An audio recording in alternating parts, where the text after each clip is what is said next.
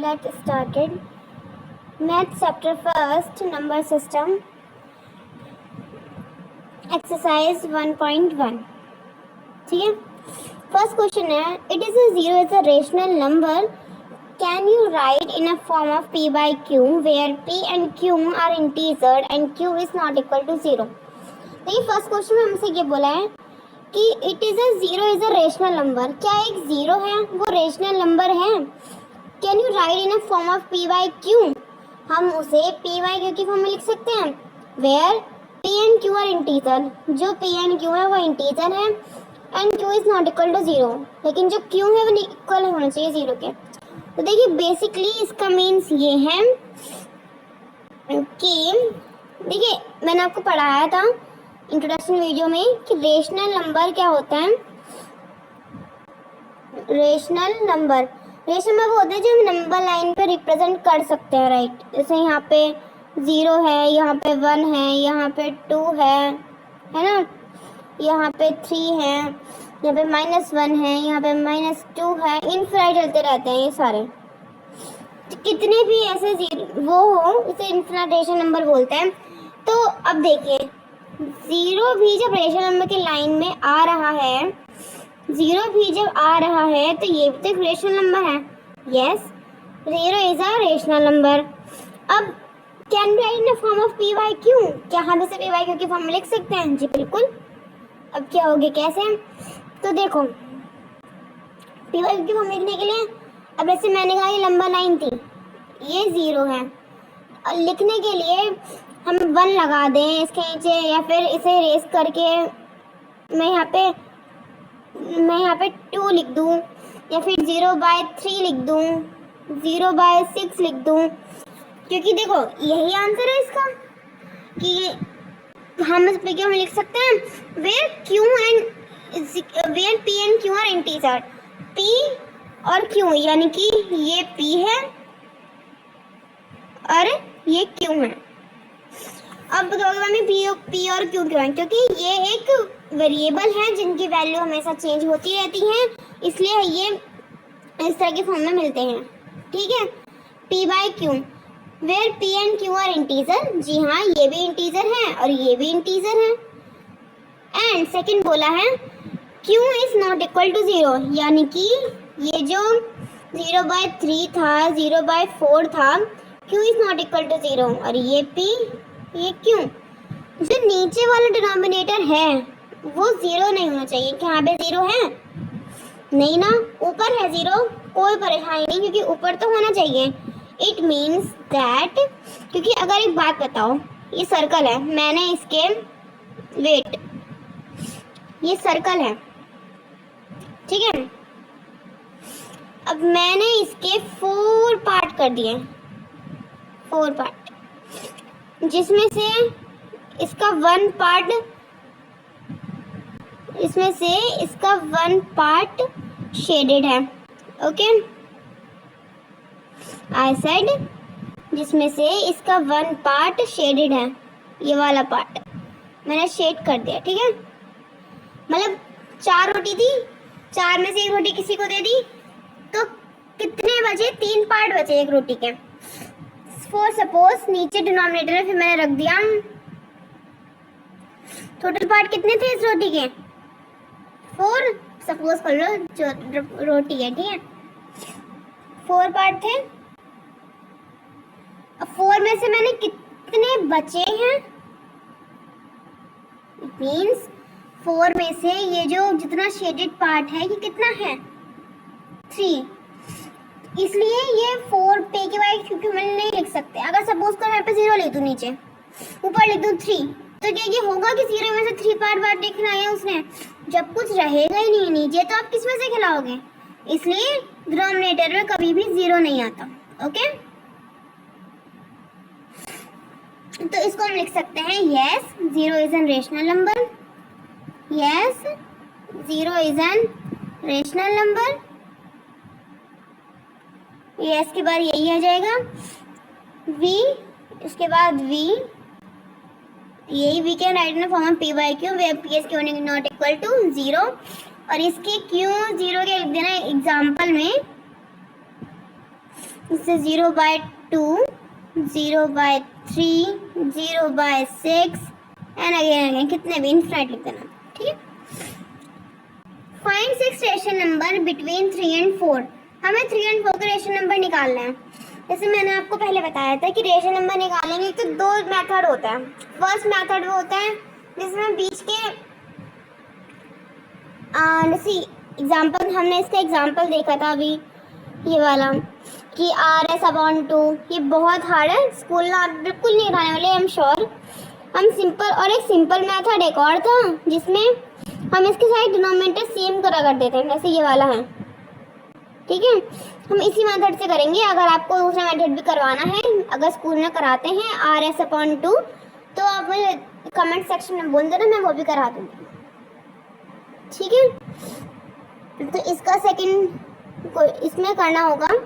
For example 3 है, कितने निकालना है। और हमेशा ये याद रखना, जितने भी रेशनल नंबर बोले हैं उससे एक ज़्यादा होना चाहिए जितना डिनोमिनेटर में रखेंगे।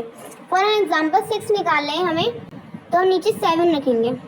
और इधर है 4 के निकालना है, नीचे 7 इंटू किससे करोगे? बोलो। 7 7 सा, तो 7 से कर लेते हैं क्योंकि एक ज़्यादा निकालना है हमें। 7 7 3 सा 21, 7 7 सा 49। इधर है 7 4 सा 28, 7 7 से 49। तो बेसिकली हमारे पास 21, हमारे पास 21/49 और 28/49 ये आ गया था, है ना। इसके बीच में जितने भी रेशनल नंबर हों कोई से भी 5 6 लिख देना।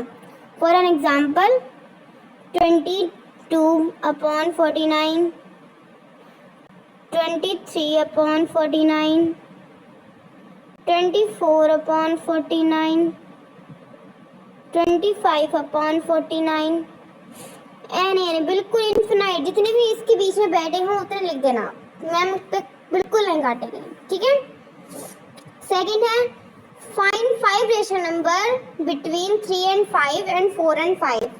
अब हमें 3/5 के 4/5 के रेशनल नंबर निकालने हैं। अब देखो 3/5 डिनोमिनेटर सेम है, हम बस सिंपल रेशनल नंबर निकालने हैं। तो हम कैसे करेंगे? 3/5 4/5 मल्टीप्लाई करें, कितने निकालने हैं? 5, यानी 6 से मल्टीप्लाई। ठीक है।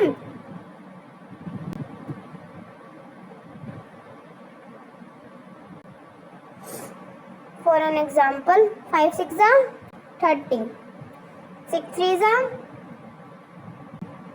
18, है ना। और 5 6 सा 30,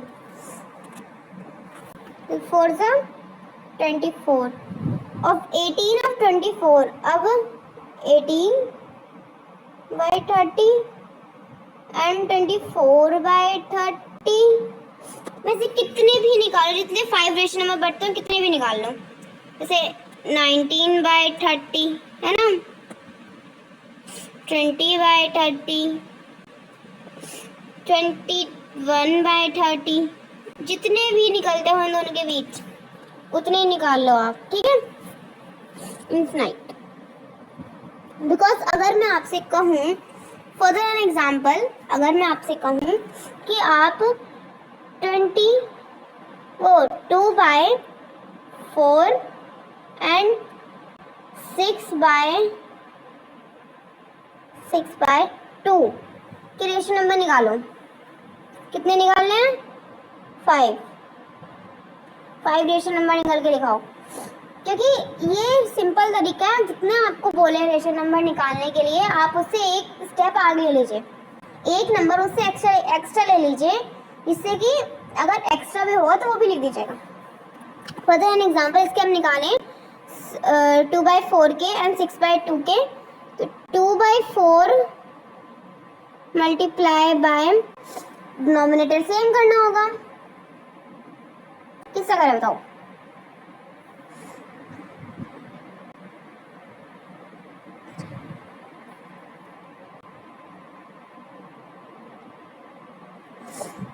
तो 5 6 से कर दें, 6 से कर दें इसकी मल्टीप्लाई, तो फिर इसकी मल्टीप्लाई हम 3 से कर देते हैं। 4 3 जा 12। अब कहोगे मैम आपने 5 की जगह 3 क्यों ले लिया? क्योंकि हमें डिनोमिनेटर, फर्स्ट ऑफ ऑल हमें डिनोमिनेटर सेम करना है, हमें डिनोमिनेटर सेम करना है पहले हमें, बाकी मल्टीप्लाई तो हम बाद में करेंगे, ठीक है। तो 24/3 एंड थर्ड है 6/4, 6/2।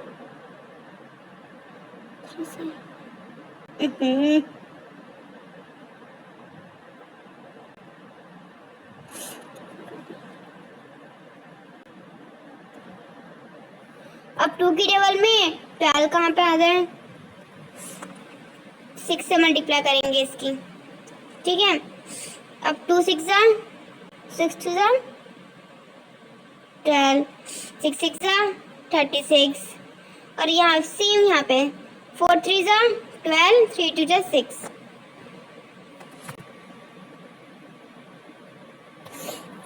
तो बेसिकली 36 अपॉन क्या है तो हमारा 12 एंड कितने थे 6 अपॉन 12। इन दोनों के बीच में से जितने भी रेशनल नंबर बैठते हो, जितने भी बोले हो, जितने कोई भी एनी 5 जितने बोले हैं वो लिख दो। फॉर एन एग्जाम्पल जैसे 7/12, 8/12, 9/12, 10/12, 14/12, any rational number. Okay, is that clear? Okay, अगला 4th क्वेश्चन है हमारे पास। Write the state whether true and false for the given reason. हमें रीजन नहीं बताना है और ट्रू फॉल्स ही बताना है कि ये ट्रू है या फॉल्स है। अब देखिए, every natural number is a whole number. Suppose, क्या हर नेचुरल नंबर होल नंबर होता है? अब स्टार्टिंग की वीडियो में, इंट्रोडक्शन वीडियो में आपसे बताया था कि नेचुरल नंबर और होल नंबर क्या होते हैं।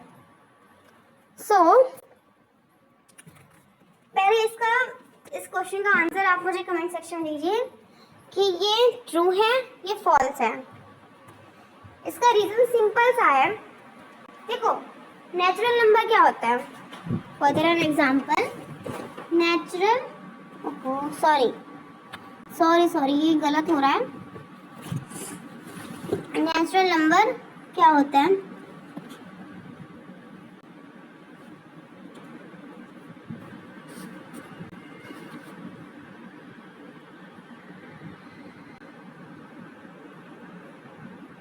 सॉरी बेटा, सॉरी, शॉर्ट फॉर्म लिखी मैंने। ओके, नेचुरल नंबर, देखो नेचुरल नंबर वो होते हैं जिसमें जो नेचुरली दिए गए हों। फॉर एग्जांपल नेचुरली याद कर लो,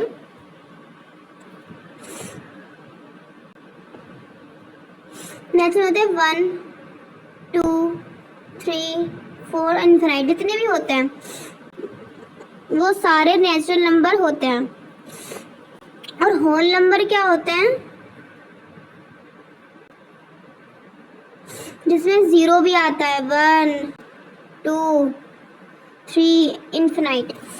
फर्क इतना है, इसमें 0 है ना, और इसमें 0 नहीं है। 0 किसी में, होल नंबर नेचुरल नंबर जो होते हैं, जो हमें नेचर से है, इसे गिन सकते हैं हम। काउंटेबल नंबर जो होते हैं उसे नेचुरल नंबर बोलते हैं। होल नंबर वो है जिसमें 0 एडेड होता है। अब मैं आपसे क्वेश्चन पूछूं, जो मैंने नेचुरल नंबर बताए हैं इसमें 1 से लेकर इनफिनाइट आते हैं। होल नंबर में 0 एडेड होता है, इनफिनाइट आते हैं। तो क्या सारे नेचुरल नंबर होल नंबर में आते हैं? सोचो, तो देखो 1 2 3 4 5 6 तो इसमें भी आते हैं 0 को छोड़ के। और हमें क्वेश्चन में नहीं बोला है कि 0 भी आना चाहिए या नहीं। तो सारे इस स्टेटमेंट का होगा ट्रू। क्या होगा? ट्रू, बिकॉज सारे नेचुरल नंबर होल नंबर में आते हैं। ओके, तो आप इसका स्टेटमेंट लिख देना कि all natural number comes in the whole number. Second है every integer is a whole number, कि every integer is a whole number. अब इंट्रोडक्शन वीडियो में आपको बताया था कि इंटीजर क्या होता है। इंटीजर होते हैं, ठीक है, जिसमें -1, जिसमें माइनस वाले पॉजिटिव भी आते हों, वो होता है इंटीजर, ठीक है। और होल नंबर क्या होते हैं, अभी मैंने आपको फर्स्ट पार्ट में बताया, जो 0 से स्टार्ट होते हैं, ठीक है, और इन्फिनाइट होते हैं, ये भी और ये भी। लेकिन होल नंबर में 0 आता है, और इंटीजर में माइनस के नंबर भी आते हैं, लेकिन होल नंबर में -1, -2, -3 कुछ नेगेटिव नंबर्स नहीं आते। और इसमें यही पूछा है कि सारे इंटीजर जितने भी, चाहे वो माइनस के हों, पॉजिटिव हो या फिर 0 हो, क्या वो सारे होल नंबर हैं? नहीं, वो सारे होल नंबर नहीं है। रीजन, इसका रीजन आप ये लिखेंगे कि false, the all integer can not be stable in whole number because for an example -1 और -2 is not a whole number, ठीक है। इसका थर्ड पार्ट है every rational number is a whole number, क्या सारे रेशनल नंबर होल नंबर होते हैं? अभी मैंने आपको बताया रेशनल नंबर क्या होते हैं, जो -1 हो, 0 हो, या फिर 1 हो, 2 हो, इनफिनाइट, जो इंटीजर होते हैं जिसको हम नंबर लाइन पे रिप्रेजेंट कर सकते हैं। ऐसा नहीं है कि हम होल नंबर को रिप्रेजेंट नहीं कर सकते हैं, लेकिन होल नंबर में नेगेटिव थिंग्स या फिर नहीं आती, और रेशनल नंबर हमेशा p/q की फॉर्म में होते हैं, लेकिन होल नंबर p/q की फॉर्म में नहीं होते, इसलिए इन सारे रेशनल नंबर होल नंबर नहीं है। So we can say in this statement every rational